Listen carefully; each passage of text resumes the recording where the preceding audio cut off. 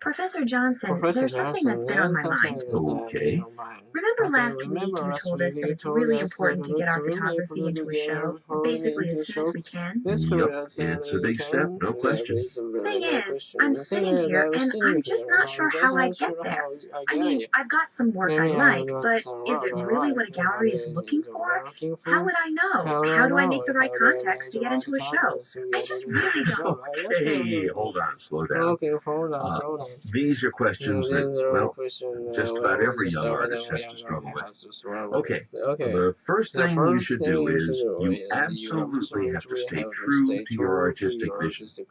Take the pictures you want to take. Don't start trying to catch the flavor of the month, be trendy, because you think you'll get into a show. That never works, because you wind up creating something you don't really believe in. It's uninspired, and won't make any shows. I've seen it happen so many times. Now, this doesn't mean that you should go into a cave. Keep up with trends. Even think about how your work might fit in with them, but don't mindlessly follow them. Well, yeah, I can see that. I think, though, that I've always been able to stay pretty true to what I want to create, not what others want me to create. I think that comes through in my work. Okay.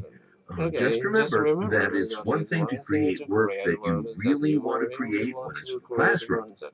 The only thing at stake is your grade, but work created outside the classroom, that can be a different story. Now, I'm not talking about technique or things like that. It's just that there's so much more at stake when you're out there making art for a living. There's a lot of pressure to become something you're not, and people often surrender to that pressure. But to get stuff exhibited, well, you need to be a bit of an opportunist. Common sense things, like always having a sample of your work on hand to give to people. You won't believe the kind of contacts and opportunities you can get this way. And try to get your work seen in places like restaurants, bookstores. You'd be surprised how word gets around about photography in places like that. okay, it's just so hard to think about all of those practical things and make good work, you know? We know whales are mammals, and that they evolved from land creatures. So the mystery is figuring out how they became ocean dwellers.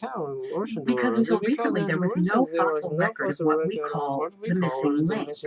That is, evidence of species that show the transition between land-dwelling mammals and today's whales. Fortunately, some recent fossil discoveries have made the picture a little bit clearer. For example, a few years back in Pakistan, they found the skull of a wolf-like creature. It was about 50 million years old. Scientists had seen this wolf-like creature before, but this skull was different. The ear area of the skull had characteristics seen only in aquatic mammals, specifically whales. Then, also in Pakistan, they found the fossil of another creature, which we call Ambulocetus natans. That's a mouthful, eh? The name Ambulocetus natans comes from Latin, of course, and means walking whale that swims. It clearly had four limbs that could have been used for walking. It also had a long, thin tail, typical of mammals, something we don't see in today's whales. But it also had a long skeletal structure, and that long skeletal structure suggests that it was aquatic. And very recently, in Egypt, they found a skeleton of Basilosaurus. Basilosaurus was a creature that we had already known about for over 100 years, and it has been linked to modern whales because of its long whale-like body. But this new fossil find showed a full set of leg bones, something we didn't have before. The legs were too small to be useful. They weren't even connected to its pelvis and couldn't have supported its weight. But it clearly shows Basilosaurus' evolution from land creatures. So that's a giant step in the right direction. Even better, it establishes Ambulocetus as a clear link between the wolf-like creature and Basilosaurus. Now, these discoveries don't completely solve the mystery. I mean, Ambulocetus is a mammal that shows a sort of bridge between walking on land and swimming, but it also is very different from the whales we know today. So, really, we are working with just a few pieces of a big puzzle. A related debate involves some recent DNA studies. Remember, DNA is the genetic code for any organism, and when the DNA from two different species is similar, it suggests that those two species are related. And when we compared some whale DNA with DNA from some other species, we got quite a surprise. The DNA suggests that whales are descendants of the hippopotamus. Yes, the hippopotamus. Well, that came as a bit of a shock. I mean, that a four-legged land and river dweller could be the evolutionary source of a completely aquatic creature up to 25 times its size? Unfortunately, this revelation about the hippopotamus apparently contradicts the fossil record, which suggests that the hippopotamus is only a very distant relative of the whale, not an ancestor. And of course, as I mentioned, that whales are descended not from hippos, but from that distant wolf-like creature. So we have contradictory evidence, and more research might just raise more questions and create more controversies. At any rate, we have a choice. We can believe the molecular data, the DNA, or we can believe the skeleton trail, but unfortunately, probably not both. And there have been some other interesting findings from DNA research. For a long time, we assumed that all whales that had teeth, including sperm whales and killer whales, were closely related to one another. And the same for the toothless whales, like the blue whale and other baleen whales. We assumed that they'd be closely related. But recent DNA studies suggest that that's not the case at all. The sperm whale is actually closely related to the baleen whale, and it's only distantly related to the toothed whale. So that was a real surprise to all of us. So would it surprise you to learn that many of the foods that we today consider traditional European dishes, that their key ingredients were not even known in Europe until quite recently? Until the Europeans started trading with the native peoples of North and South America? I mean, you're probably aware that the Americas provided Europe and Asia with foods like squash, beans, turkey, peanuts. But what about all those Italian tomato sauces, Hungarian goulash, or my favorite, French fries, those yummy fried potatoes? Wait, I mean, I knew potatoes were from where? South America? South America, right, the Andes Mountains. But you're saying tomatoes too? I just assumed since they're used in so many Italian dishes. No, like potatoes, tomatoes grew wild in the Andes, although unlike potatoes, they weren't originally cultivated there. That seems to have occurred first in Central America.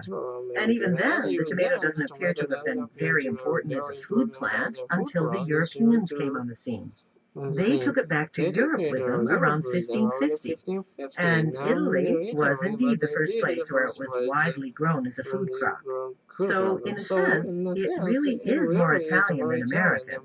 And another thing, and this is true of both the potato and the tomato, both of these plants are members of the nightshade family. The nightshade family is a category of plants which also includes many that you wouldn't want to eat, like mandrake, belladonna, and even tobacco. So it's no wonder that people once considered tomatoes and potatoes to be inedible too, even poisonous. And in fact, the leaves of the potato plant are quite toxic. So it took both plants quite a while to catch on in Europe, and even longer before they made the return trip to North America and became popular food items here. Yeah, you know, I remember my grandmother telling me that when her mother was a little girl, a lot of people still thought that tomatoes were poisonous. Oh, sure. People didn't really start eating them here until the mid-1800s. But, it seems like I heard, didn't Thomas Jefferson grow them or something? Ah, well, that's true. But then Jefferson is known not only as the third president of the United States, but also as a scholar who was way ahead of his time in many ways. He didn't let the conventional thinking of his day restrain his ideas. Now, potatoes went through a similar sort of a rejection process, especially when they were first introduced in Europe. You know how potatoes can turn green if they're left in the light too long, and that greenish skin can make the potato taste bitter, even make you ill. So that was enough to put people off for over 200 years. Yes, Bill? Yes, Bill? I'm sorry, Professor Jones, but I mean, yeah, okay, American crops have probably contributed a lot to European cooking over the years, but have they really played any kind of important role in European history? Well, as a matter of fact, yes. I was just coming to that. Let's start with North American corn, or maize, as it's often called. Now, before the Europeans made contact with the Americans, they subsisted mainly on grains that often suffered from crop failures. And it's largely for this reason that political power in Europe was centered for centuries in the south, around the Mediterranean Sea, which was where they could grow these grains with more reliability. But when corn came to Europe from Mexico, well, now they had a much hardier crop that could be grown easily in more northerly climates, and the centers of power began to shift accordingly. And then, well, as I said, potatoes weren't really popular at first, but when they finally did catch on, which they did first in Ireland around 1780, well, why do you suppose it happened? Because potatoes had the ability to provide an abundant and extremely nutritious food crop. No other crop grown in Northern Europe at the time had anything like the number of vitamins contained in potatoes. Plus, potatoes grown on a single acre of land could feed many more people than, say, wheat grown on that same land. Potatoes soon spread to France and other Northern European countries, and as a result, the nutrition of the general population improved tremendously, and population soared in the early 1800s. And so the shift of power from southern to northern Europe continued.